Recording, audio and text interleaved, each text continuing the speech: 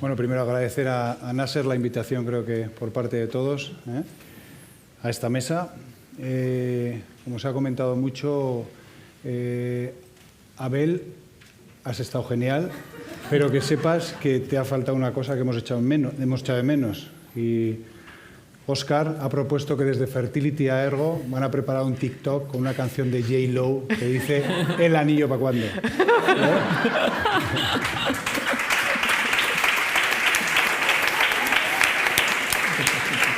Prometido, prometido. Bueno, vamos, no tenemos mucho tiempo y nos tenemos que ir, pero bueno, voy a hacer una breve introducción. Tengo el placer de poder estar con estos grandes embriólogos en esta mesa. Se han tocado muchísimos temas relacionados con lo que vamos a hablar. Es cierto, nosotros vamos a entrar un poco más a fondo y espero hacer esta última mesa, ¿no? Como colofón final, hacerla lo más amena posible. Vamos a hablar, os voy a contar a modo de introducción los temas que vamos a tocar. Vamos a hablar de calidad, esa calidad en el presente tan necesaria y esa calidad en los laboratorios de reproducción asistida en el futuro. Calidad, hablo de protocolos estandarizados para hacer las cosas como toca, personal cualificado y reconocido. Hablaremos también de esos sistemas de trazabilidad para la seguridad nuestra y seguridad también de nuestras pacientes, que es importante. Hablaremos también de la personalización, que se ha estado hablando mucho, pero ya no la personalización quizá tan sencilla como mala calidad seminal ICSI, pocos óvulos, ICSI o FIC, ahí lo dejo, sino qué pasa con esas pacientes que no tienen ni óvulos ni tienen embriones, qué pasa con ellas, ¿no? Puede haber algún factor determinante genético que igual a día de hoy no se sabe, pero que puede estar ahí y que de esta manera podemos concienciar o podemos adelantarnos a un futuro en nuestras pacientes, incluso poner remedio con técnicas que tampoco existen ahora para ese tipo de pacientes, ¿no? Es algo que está ahí y que eso quizás sea lo más difícil que podamos llegar a hacer, ¿no? Incluso una medicina preventiva, ¿por qué no? Para esos pacientes que puedan estar dentro de estas patologías que estamos hablando. Vamos a hablar también de la incertidumbre que nos toca a todos últimamente, de esa robotización, de esa automatización, semi-automatización, ¿no? ¿Dónde estamos? ¿O qué es lo que está pasando, ¿no? Vamos a ver en qué parte hacemos. Vamos a hablar de inteligencia artificial, cómo nos puede ayudar a conseguir saber cuál es el mejor embrión para transferir y conseguir la meta que todos tenemos, que es conseguir un niño sano en casa. De manera que nos puede ayudar, incluso nos van a contar cómo esa inteligencia artificial puede estar unida a técnicas no invasivas, cuando hablamos también de aneuploidías. Y para terminar, hablaremos de el embriólogo en el laboratorio presente y el embriólogo en el laboratorio futuro, ese embriólogo 3.0. ¿Realmente podemos coexistir con toda esta tecnología, esta revolución que nos viene encima? Entonces, bueno, sin más, doy el paso a José para que nos hable de los sistemas de calidad, dónde estamos en el presente y hacia dónde podemos ir. El sistema de calidad, bueno, lo primero agradecer a iGenomics, la verdad que después de todo el tema de la pandemia, poder reunirnos y hablar de todas las mesas, sobre todos los temas que se han tratado, ha sido muy interesante. El sistema de calidad, pues yo creo que a día de hoy es una de las armas más potentes que tenemos en los laboratorios para ofrecer la máxima seguridad a las pacientes y los mejores resultados. Todos cumplimos unos estándares mínimos, la mayoría de laboratorios, pero yo creo que la diferencia está en los pequeños detalles. Hay cosas como qué medio estoy utilizando, ¿no? Conocer bien el medio de cultivo que estás utilizando. Nosotros hemos hecho un estudio ahora que hay mucha variabilidad en la composición y en la osmolaridad. Muchos medios empiezan con una osmolaridad muy alta. No quiere decir que sean peores medios de cultivo, sino que igual los tienes que cambiar de medios. Haces un cultivo largo, ahora que todos hacemos cultivo largo, y vamos hasta blastocisto. ¿Cómo alicuotas? Tener mapeados todas las superficies de temperatura, saber si hay algún trocito que te baja la temperatura, porque son superficies muy grandes. tonterías como puede ser no salir con el pijama y fumarte un cigarro y volver a entrar al laboratorio. Todas esas cosas son muy importantes y creo que son detalles que marcan la diferencia entre un buen laboratorio y un laboratorio que cumple un sistema de calidad, pero bueno, ahí están los matices. Hablamos mucho de la nueva tecnología, que está muy bien, pero también tenemos tecnología a día de hoy que deberíamos estar usando todos. La monitorización dentro del laboratorio ya es posible. Podemos monitorizar todas las variables que queramos dentro del laboratorio. Lo tenemos que hacer, monitorizar continuamente. Desde la temperatura de la sala, para saber que siempre estamos a 23 grados, 22,5. La humedad, la temperatura de las neveras. Saber que tus CBS o tanques de nitrógeno están a una temperatura correcta. Los VOCs, saber si en algún momento tienes algún pico de VOCs y si eso te está afectando a la calidad. Todo eso es muy importante y ya lo podemos hacer. Entonces, deberíamos todos intentar implantar estas cosas. Sistemas de trazabilidad que, a mi modo de ver, se debería legislar sobre esto, o sea, debería ser de obligado cumplimiento tener un sistema de trazabilidad, que en todo momento sepamos qué persona, qué embriólogo ha tocado esos embriones, a qué hora, en qué equipo. Muy importante, para dar la seguridad al paciente y la calidad al proceso. Y luego, bueno, se ha estado hablando mucho de la personalización de los tratamientos, pero al final yo siempre escucho selección, ir a blasto, biopsiar, tener un embrión normal, que al final es lo que queremos todos. Todos los que trabajamos en esto, obtener el embrión normal para transferir. Pero la realidad es que cada vez más, y la paciente del futuro, nos enfrentamos a pacientes que tienen mayor edad, menos ovocitos, peor calidad endometriosis, y a veces trabajamos... yo estoy acostumbrado a trabajar en la clínica con pacientes que tienen un ovocito. Tenemos un ovocito que es un ovocito maduro, que le tienes que dar las máximas garantías para que fecunde, tienes que ver esa evolución.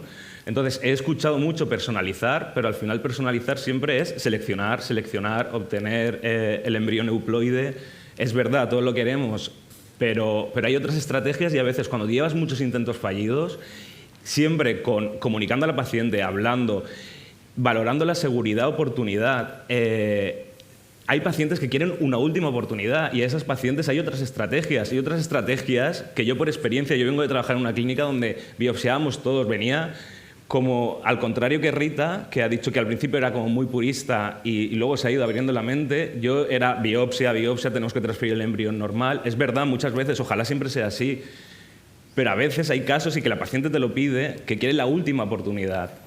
Y cuando te encuentras estos casos, muchas veces cambiar la estrategia funciona. Esto es mi experiencia, que nosotros estamos muy acostumbrados a trabajar con pacientes propias, un ovocito, 2 ovocitos, con muchos intentos fallidos, no me llega blasto, 3 intentos y no me ha llegado ningún blasto, ¿qué hago? Por favor, transférame un embrión, quiero tener una oportunidad.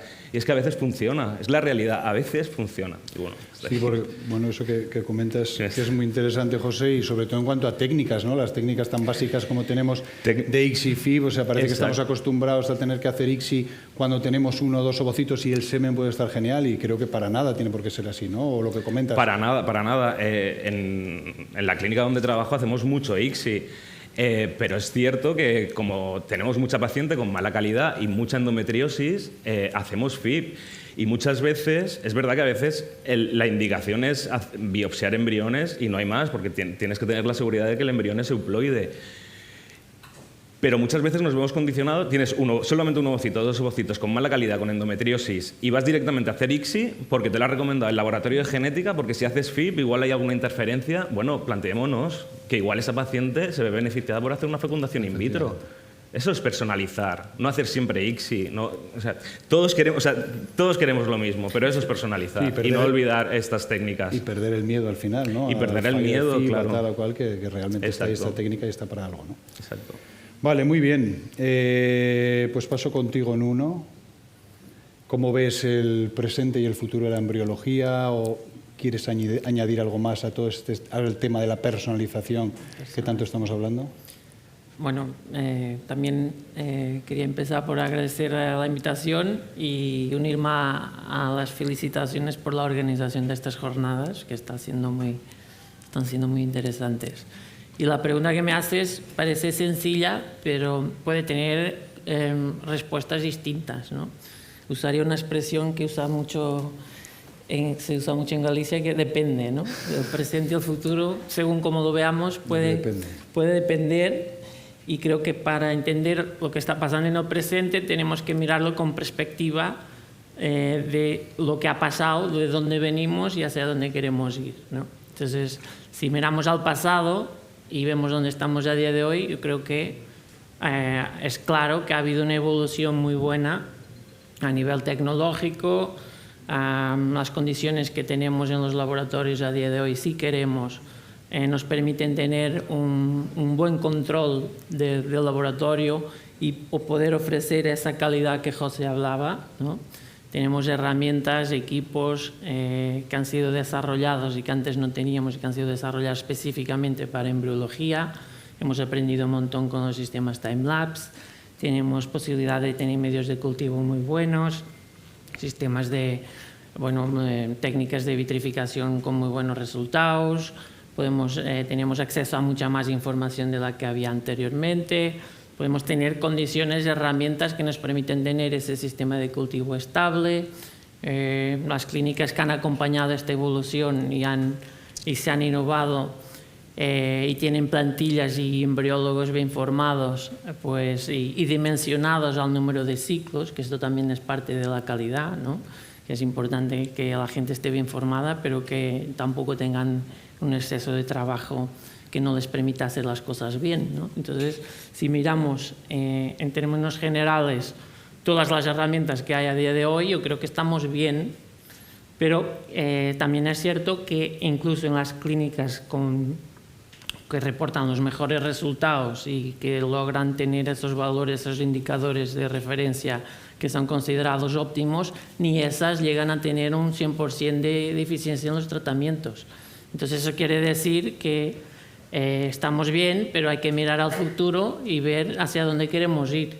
Y si queremos ir aumentando y llegar a ese porcentaje casi del 100% de tratamiento, hay que entender qué está pasando con esos pacientes que tienen fenotipos más extremos de endometriosis, de baja reserva, de en general mala calidad ovocitaria o embrionaria con bloqueo masivo que no nos permite hacer nada, y repetimos pues, muchas veces las mismas estrategias, y Einstein ya decía que repetir lo mismo pensando que vamos a tener resultados distintos, si las condiciones están controladas y si está todo bien, pues probablemente nos quiere decir que las técnicas actuales tienen limitaciones. Entonces, si miramos al futuro, creo que hay dos cosas importantes que hay que analizar. Una es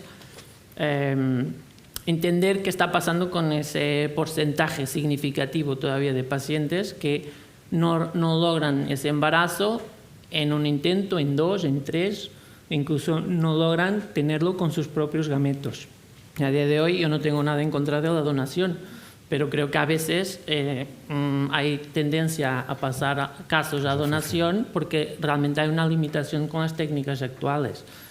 Y creo que la genética aquí, que estamos con eGenomics, creo que también tenéis un papel muy, muy importante que ya se está viendo, que esos casos con fenotipos más extremos probablemente tengan una condición genética por detrás y que todavía no está muy bien identificada, y que si lográramos en un futuro identificar esos factores genéticos, esas variantes, esos polimorfismos, esas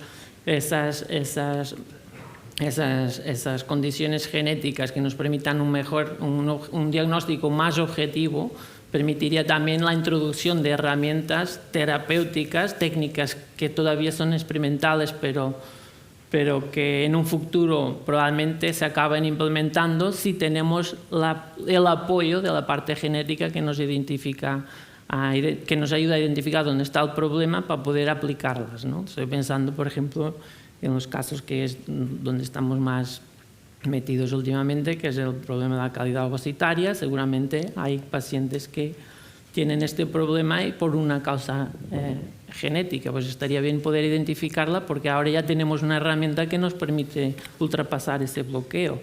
O las pacientes que todavía jóvenes y tienen baja baja reserva o fallo ovárico prematuro. ¿Por qué? Tiene que haber una explicación. Y identificando esos casos, tendremos la posibilidad de aplicar estas terapias que son experimentales todavía, pero que en un futuro yo creo que si estamos mirando ya que estamos hablando del futuro, los casos extremos necesitan, eso es, los casos difíciles, es que si no logramos identificarlos y desarrollar terapias nuevas para estos, con las técnicas actuales, no podremos aumentar tan significativamente las tasas de éxito como queremos. Eso por un lado. Y después, por otro, lo que creo que también está fallando y que creo que en el futuro se podrá solucionar es el tema de la automatización. Está claro que hay mucha variabilidad de resultados entre diferentes clínicas, incluso dentro de la misma clínica entre embriólogos, casi con las mismas condiciones. Entonces hay un factor ahí técnico humano que se tiene que solucionar y que la automatización, si quieres hablamos en más detalle, pero la automatización está aquí y nos permitirá, por un lado, simplificar procedimientos y, por otro, reducir esa inconsistencia de resultados entre clínicas y operadores. Está claro que eso es un problema a día de hoy, esa variabilidad existe. Yo creo que para eso existe un coordinador o un director del laboratorio que tiene que hacer mucho hincapié en que todas las técnicas se hagan de una manera y pasar los controles X exhaustivos en cada momento para intentar que esa variabilidad sea la menor posible. Quizá esta automatización, semiautomatización, robotización, llamémoslo como sea, puede ayudarnos en algo, ¿no? Pero realmente, ¿dónde estamos en ese tema? Y realmente, cuando hablamos de automatización, a mi parecer completa, por lo menos a día de hoy yo lo veo imposible porque existen demasiadas variables que hacen eso prácticamente imposible, ¿no? Calidad ovocitaria, biopsias de testículo, no sé. Sí, yo creo esto es un trabajo, como comentábamos antes en la comida, un trabajo artesanal, ¿no? Porque es verdad que lo nuestro es un trabajo artesanal. No es una máquina que pinches todo igual. Sí. Por lo menos en mi caso, ¿no? Sí, es un poco eso, ¿no? La automatización nos ayudará, pero yo creo que no tenemos que asustarnos por ahí, que nos van a quitar el trabajo, y mañana ya. No, hombre. Los quirófanos de última generación tienen robots ya. Las operaciones se hacen con robots, pero los cirujanos siguen ahí, porque alguien tiene que controlar el robot. Yo creo que en embriología pasará un poco eso. Pero primero se hará de forma muy gradual, porque también hay agencias regulatorias, hay que validar esos equipos nuevos, a ver si nos ayudan o no, o empeoran. Y después se hará, primero, ya estamos asistiendo a la introducción de los algoritmos con inteligencia artificial que nos ayuda, que en el fondo es una automatización para ayudar a la selección, a la reducción de la subjetividad entre embriólogos. Eso por un lado, eso ya es una realidad. Y después hay la introducción de los llamados robots o máquinas. Y esa introducción será de forma gradual porque en nuestro campo, al contrario de en otros donde la robotización ya es una realidad, en nuestro campo no va a ser tan sencillo. Por lo que decías, son técnicas muy manuales que básicamente tienen tres problemas que a día de hoy cuestan de solucionar, aunque parezca que vivimos una revolución tecnológica, todavía hay límites técnicos. Y uno de ellos, el principal, es la robotización con dimensiones tan pequeñas con las que estamos trabajando nosotros. No hablamos de una escala de milímetros, hablamos de una escala de micrómetros. Y tenemos la suerte de trabajar en un proyecto de robotización de una de las técnicas del ICSI, y cuando trabajamos en un grupo multidisciplinar, ¿no? Con ingenieros muy buenos todos, que uno estado en la NASA, el otro en automatización de la conducción de los coches, y todos cuando vienen dicen, hostia, qué guay, esto es súper fácil de hacer. Y después empiezan a ver la realidad, que es el tamaño, cómo construir esos microcanales a esas dimensiones. Está todo muy bien, pero después cuando es a escala pequeña ya cuesta de hacer. Y no es esperable que los embriones se adapten a las máquinas, sino al revés. Y todo lo que conocemos a día de hoy se mantendrá. O sea, la toxicidad de los productos no se pueden usar pegamentos. ¿Cómo se hacen esos microchips sin pegar los canales? Hay muchas dificultades. O sea, la automatización se hará, pero no es mañana, será en un futuro, y no es esperable que tengamos una máquina que metes espermatozoides de un lado y ovocitos de otro y pasados unos días te den embriones. No, se hará de forma gradual. Algunas partes de alguna técnica serán ayudadas por robots que estarán controlados por embriólogos. Pero no es para mañana lo de tener la caja y que aquí me cierro, me voy a tomar un café y vuelvo y tengo esto hecho. No. Hoy se lleva hablando tiempo, además, sí. Fíjate si ha pasado tiempo y bueno, todavía esto está cociéndose, ha habido ¿no? muchos, por esas dificultades. Sí, ha habido algunos intentos, también hay que ver, tampoco es esperable que ofrezca unos resultados mucho mejores de lo que hay ahora. Se intentará que no sean peores de lo que ya lo hacen los embriólogos, e intentar que esas partes más críticas, que son más dependientes de la mano, pues se simplifiquen y ayuden al embriólogo, que no tiene igual tanta experiencia, a hacerlo también como un embriólogo con mucha experiencia. Realmente lo que tendría sentido es que lo hicieran mejor, ¿no? Para meternos en toda esta tecnología, ¿no? Sí, pues hacerlo sí, mejor. pero eso, sí. Bueno, ayudarnos a hacerlo igual por lo menos para que luego podamos hacer nosotros otras cosas. Bueno, Marcos, morfocinética, todo lo que nos has hablado tal, y ahora tienes que contarnos todo el tema de la inteligencia artificial, ¿no? Cuéntanos un poco qué es, dónde estamos y a dónde lo podemos aplicar, ¿no? Que es sobre todo para el tema que nos encontramos hoy de genética reproductiva, a técnicas no invasivas. Cuéntanos un poquito todo eso. Bueno, lo primero quería agradecer a Igenomics la invitación, especialmente a Nasser, el rey del mambo, en Igenomics, bueno, y a mis compañeros que antes estaban en Libia, a Mari Carmen, a Lorena, a Damián, el superembriólogo que tiene Igenomics, que lo echamos mucho de menos, a Felipe, que pues siempre me alegra mucho volveros a ver a todos. Bueno, a ver, Nuno está hablando de la parte difícil que es el hardware y después está la parte más fácil que es el software, porque a fin de cuentas aquí lo único que tenemos que dedicarnos más a aprender a programar y trabajar con la información que ya disponemos, a diferencia de lo complejo que es todo el proceso a pequeña escala de automatización. Entonces aquí estamos mucho más avanzados. Primero porque ya nos digitalizamos hace 10 años, entonces disponemos de mucha información clínica y disponemos de mucha información en imágenes, tanto en embriología, pero también en ginecología, con lo cual la cantidad de información es descomunal. Y el problema que teníamos hasta la fecha es que con los conocimientos que teníamos, con la estadística tradicional, no hemos sido capaces de sacarle el partido que quisiéramos. Y hemos experimentado una revolución. Yo hoy estaba dando clase del máster, que aquí tengo compañeros que también han sido alumnos míos, y estaba explicando, y estamos repasando un artículo de qué sería del embriólogo o de los laboratorios de reproducción asistida en el año 2030, y le decía que lo que tenían que hacer es espabilar, porque el embriólogo de aquí 10 años no va a tener nada que ver con el que es ahora. Y de hecho no está plasmado incluso en el máster, porque le estamos dando cosas que igual de aquí 10 años no se utilizan. Pero la inteligencia artificial aplicada a la información que tenemos es una realidad.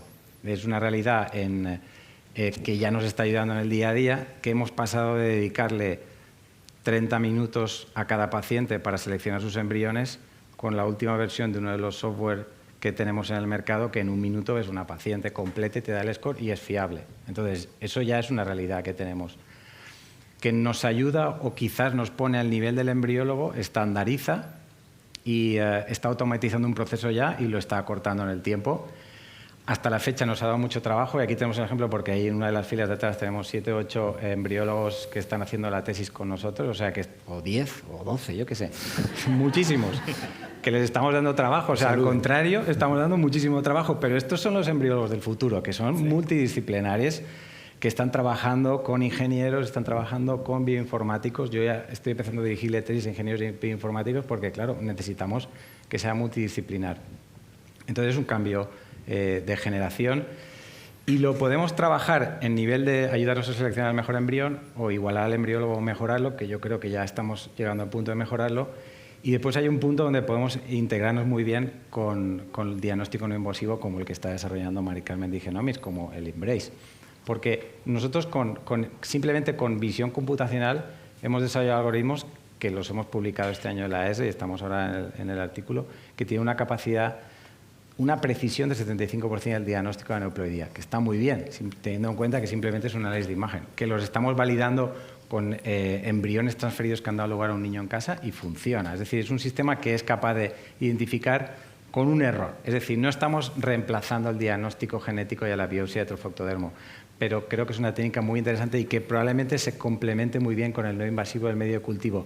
Esos huecos que nos está dejando el diagnóstico del no invasivo del medio de cultivo estoy convencido que los va a complementar el análisis de imagen o la inteligencia artificial. Entonces, lo veo cerca, o sea, veo cerca que ya en los próximos meses vamos a empezar a utilizar este software para la validación y el diagnóstico, y que yo creo que va a ser un tema de combinación.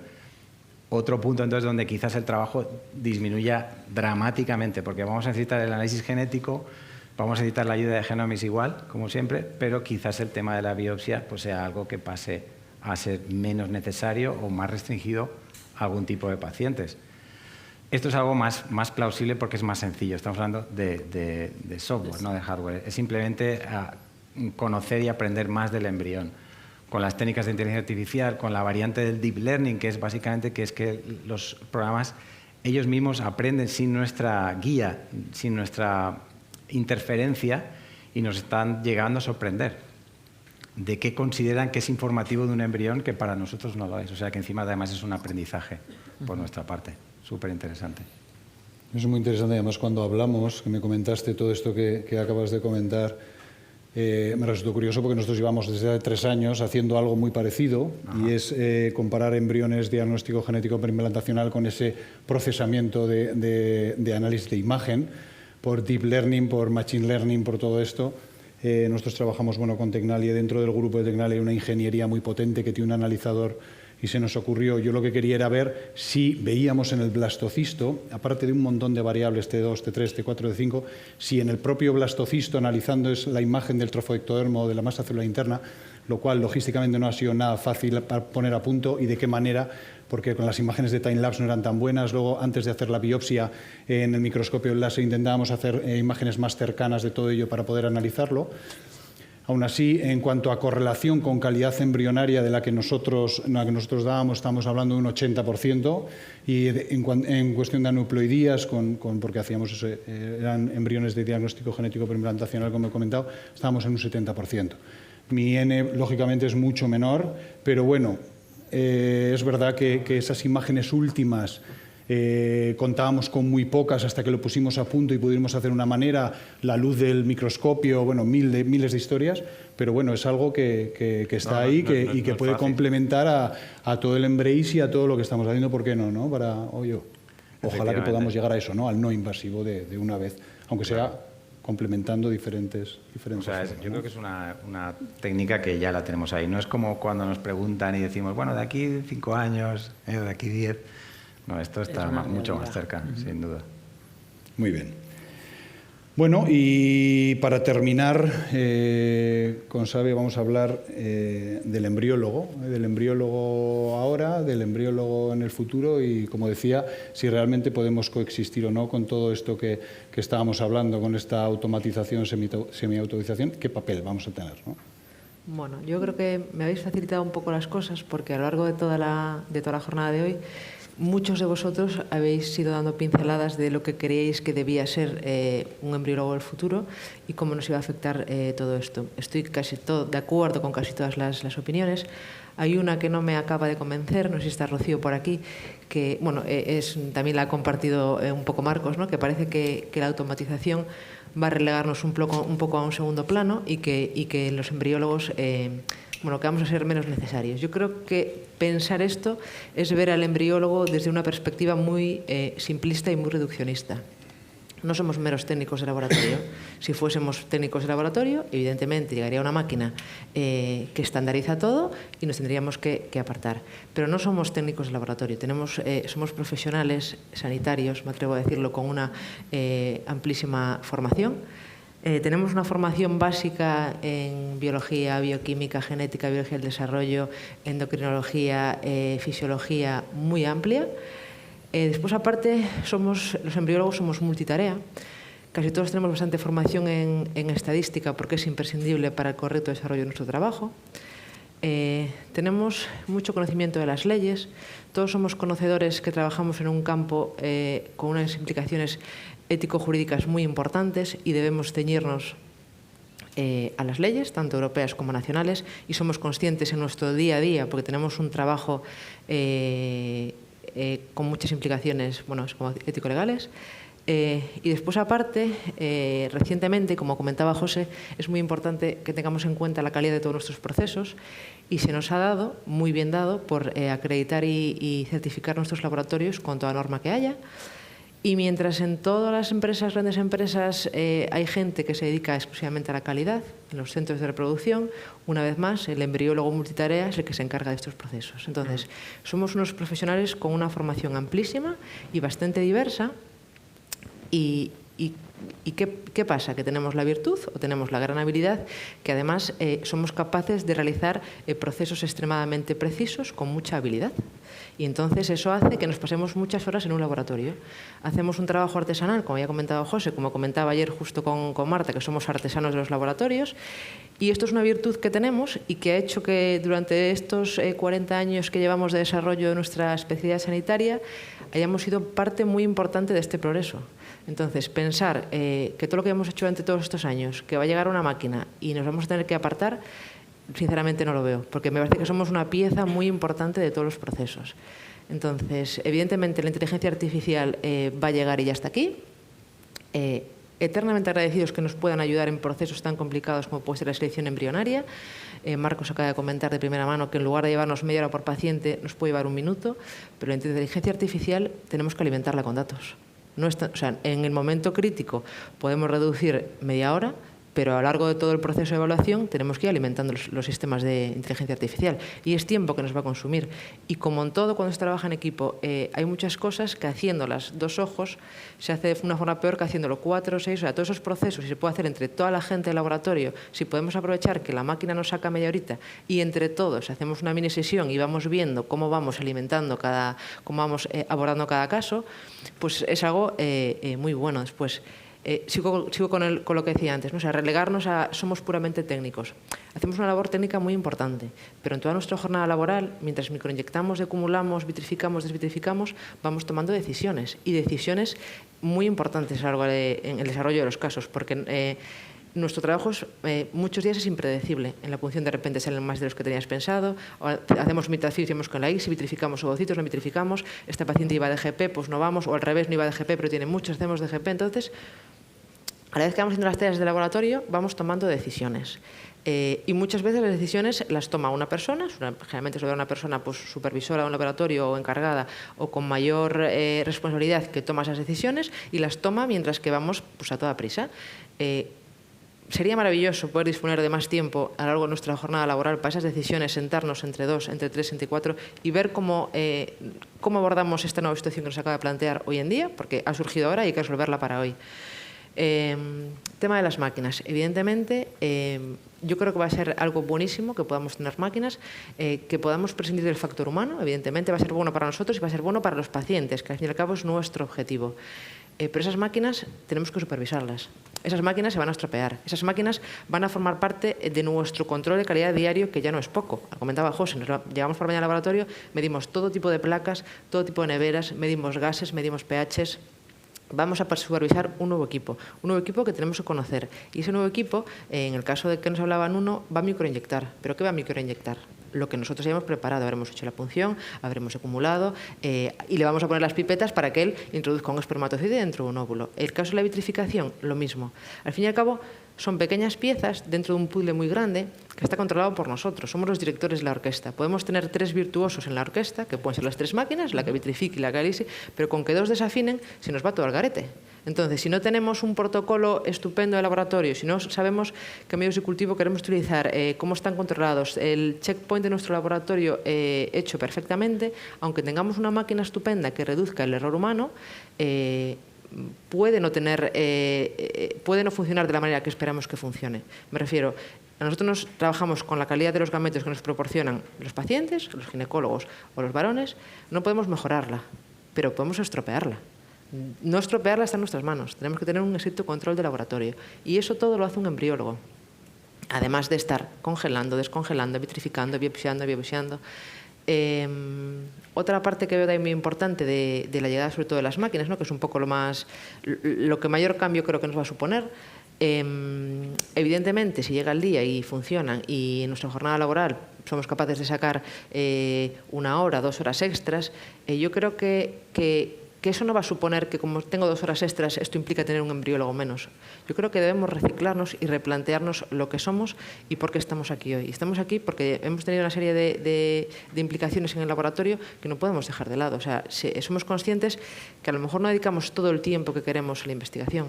Somos conscientes que no dedicamos todo el tiempo que queremos o que nos dejan hablar con nuestros pacientes. Entonces, a lo mejor yo tengo más tiempo y lo que quiero hacer con ese tiempo es informar correctamente a mis pacientes de lo que voy a hacer con sus gametos en el laboratorio, porque también forma parte de la medicina personalizada. ¿Quién mejor que nosotros para explicar a nuestros pacientes qué hacemos con sus gametos? Cuando un paciente llega a una clínica, el ginecólogo le explica todo lo que va a hacer, pero magia, desde que le saco los ovitos de la transferencia parece que no ha pasado nada. Aquí no hay nadie, de repente tengo unos ovocitos, en los 5 días estoy en la consulta, me han transferido y la labor de todos los embriólogos se ha diluido cuando el ginecólogo da la beta y le hace la primera ecografía, se acabó. O sea, todos nos ha pasado que hemos acabado nuestra jornada laboral de las horas que sean, han pasado por nuestras manos un montón de pacientes, hemos acabado, nos vamos a casa, han pasado tropecientos pacientes, no le pongo cara a ninguno, ellos a mí tampoco. No sé nada de ellos, pero he sido un paso importantísimo en el desarrollo del ciclo de este paciente.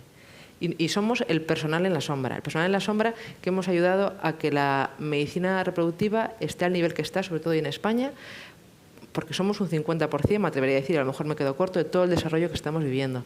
Entonces, ¿que va a llegar una máquina y nos va a suplantar? Va a llegar una máquina y nos va a ayudar a hacer todavía mejor nuestro trabajo, porque lo hacemos muy bien y lo vamos a seguir haciendo bien. Y con toda nuestra dignidad, aparte, dejaremos... Vale.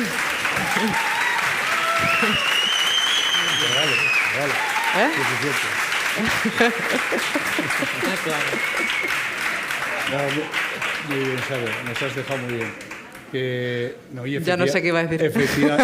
Efectivamente, no pasa nada. Efectivamente tienes razón, que bueno, aparte que esto llegará cuando llegue, y es muy difícil que llegue a día de hoy, vamos a poder utilizar tiempo en otras cosas, efectivamente, en investigación, que no tenemos tiempo muchas veces para hacer nada, en atender a nuestros pacientes, porque es verdad que a día de hoy preguntan por embriólogos, cuando eso antes era impensable. Y hoy en día dice, oye, ¿puedo ver a personal del laboratorio que no sé qué le pasa a mis embriones, no sé qué hacer con esta técnica? ¿Por qué no? Es una manera, como decías, ¿no?, de tener tiempo para poder informar, que pase la parte ginecológica, por supuesto, pero luego, jolín, que nos conozcan a nosotros, que el poner cara siempre es muy importante para esa transparencia, y luego que le expliquemos nosotros de primera mano nuestro trabajo, que nosotros sabemos lo que hacemos dentro del laboratorio. Perfecto. O sea, yo creo que eso, indudablemente, es una oportunidad que nos va a dar todo esto, ¿no? Un tema que comentábamos y que era no sé hasta qué punto nos afecta o no nos afecta. Con todo el tema de las redes sociales, de Instagram y demás, hay muchos embriólogos que están informando y tienen muchas consultas con pacientes. Son embriólogos que realmente no trabajan dentro del laboratorio y que luego te llegan y las pacientes vienen ya como informadas en ese sentido, y luego tienes que saber, ¿sabéis lo que estoy diciendo, no? Sí, Que es un trabajo totalmente respetable, ojo. Sí. No digo nada en contra de eso, pero es verdad que yo me encuentro muchas veces con, es que me han dicho que tengo que hacer tal, y es verdad que esos embriólogos informadores no tienen la experiencia del laboratorio. Pero esa es la mejor hay embriólogos que trabajan de embriólogos y son muy activos. Pero esa es la mejor evidencia de que el paciente está reclamando hablar con un embriólogo. O sea, lo que no tiene sentido, yo no acabo de comprender, y por desgracia estamos hablando como que va a ser en un futuro cuando debería ser presente, es que una pareja llega a un centro de reproducción, puede hablar con su ginecólogo, puede hablar con la enfermera, puede hablar con el urólogo, puede hablar con el psicólogo, pero nadie le facilita hablar con el embriólogo. Y como en su centro no se lo facilita, él se busca su oportunidad donde puede. Evidentemente. Entonces, ¿qué mayor evidencia? Que cada día proliferen más los embriólogos en consultas online para demostrar a los ginecólogos de nuestros centros de reproducción que los pacientes quieren hablar con nosotros, que quieren que les contemos de primera mano qué es lo que hacemos. Que a lo mejor cuando un paciente ha tenido un desarrollo embrionario, el no esperado, somos nosotros los que debemos explicárselo, no el ginecólogo.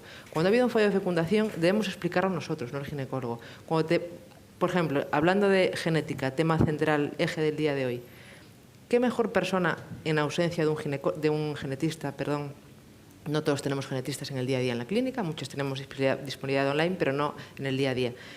¿qué persona mejor formada dentro que hay en una clínica que un biólogo para explicar toda la parte de genética de los procesos de reproducción? Yo veo clarísimo que es una parte, por desgracia, del futuro, aunque debe ser del presente, que los pacientes tengan acceso a nosotros y que puedan pedir cita para hablar con sus embriólogos. Efectivamente. Sí, eso está claro. Ya estamos hablando de evolución, estamos hablando de futuro en todo esto, y yo quería comentar porque ya no evolución a nivel inteligencia artificial, automatización y todo eso, que es hacia donde vamos, tenemos que evolucionar, sino a veces una evolución básica, ¿no? Una evolución básica significa el haber tenido que escuchar antes que ordeno al laboratorio que haga un DGP, mis biólogos, o sea, quiero decir que ni somos posesión de nadie, ni creo que esto sea un cuartel general militar en el cual nos tengan que ordenar hacer nada, ¿no? Pero son cosas que salen como tal, pero joder, ¿por qué, no? Esa es la evolución que yo aquí simplemente lanzo a la audiencia que tiene que ser, ¿no? No sé cómo vamos de tiempo, no sé, yo creo que concluiría 30 segundos cada uno para cerrar ya de lo que habéis hablado cada uno para concluir el tema. José, empieza tú si quieres. Yo concluiré diciendo que el embriólogo del futuro es el embriólogo que va a seleccionar el mejor embrión con inteligencia artificial, con métodos no invasivos, con todo lo que viene, pero que no nos olvidemos que también, y más importante, será quien sepa tratar a esa paciente que solamente tiene un ovocito, que es endometriósico y que necesitamos conseguir un embrión. Que hay muchas pacientes que se quedan por el camino, que no llegan a blastocisto y están ahí. Y que tenemos que pensar en ellas. Los casos difíciles. Los casos difíciles, exacto. No. Yo diría como modo resumen que el presente es bueno, pero es insuficiente. Estoy con José, hay todavía muchos casos que con las técnicas convencionales no se consiguen tratar. Y veo que el futuro de los embriólogos es fascinante, porque vamos a tener una revolución tecnológica y vamos a tener que adaptarnos a esa revolución. Usaremos nuestro tiempo para lo que realmente, para hacer cosas todavía más importantes, que no sean tan dependientes o tan técnicas, y tendrá una formación más científica y más de visión a aplicación de técnicas más personalizadas también, porque si disponemos de más tiempo para investigar, lo lógico es que podamos dedicarnos a implementar técnicas que todavía a día de hoy no son una realidad. Muy bien.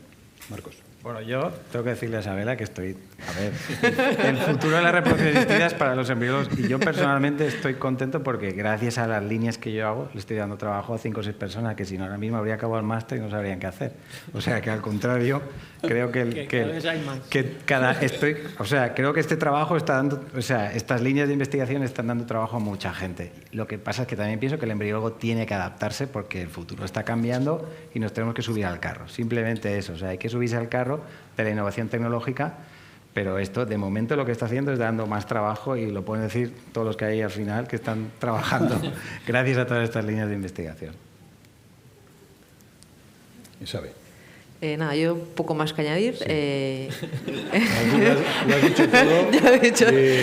No, pero bueno, sí es cierto que debemos un poco reciclarnos para aumentar nuestras competencias, porque sabemos que una parte importante de nuestro día a día va a quedar un poco reducida en cuestión de tiempo, y simplemente que aprovechamos para hacernos ver y hacernos valer, nada más. Perfecto. Muy bien, pues